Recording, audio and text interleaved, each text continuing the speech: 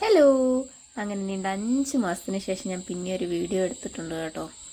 അങ്ങനെ ഞാൻ എൻ്റെ 3 വർഷത്തെ പഞ്ചാബിലെ പഠിത്തമൊക്കെ അവസാനിപ്പിച്ച് നാട്ടിലോട്ട് വരുന്ന ഒരു വ്ളോഗാണേ.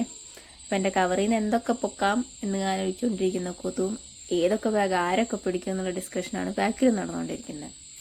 അപ്പം ഞാൻ ജലന്ത ക്യാൻറ്റ് റെയിൽവേ സ്റ്റേഷനിൽ നിന്നാട്ടോ എൻ്റെ ജേണി സ്റ്റാർട്ട് ചെയ്യുന്നത്.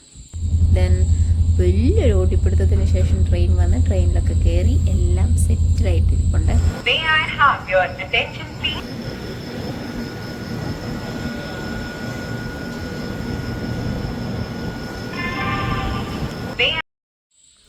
അങ്ങനെ ഒരു 6:20 ആയപ്പോഴത്തേക്കും ഞാൻ അംബാല ക്യാൻറ്റ് റെയിൽവേ സ്റ്റേഷനിൽ വന്നിറങ്ങി കേട്ടോ.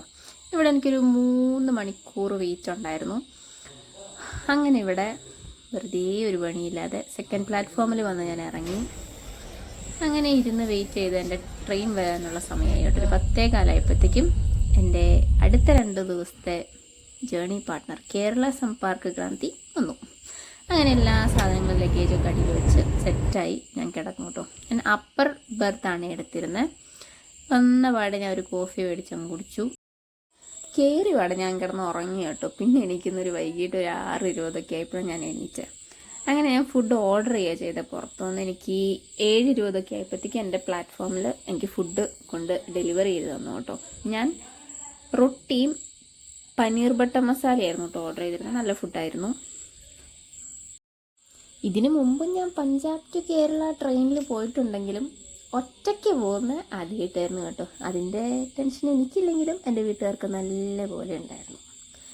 അങ്ങനെ ഫുഡൊക്കെ കഴിച്ച് കിടന്നു.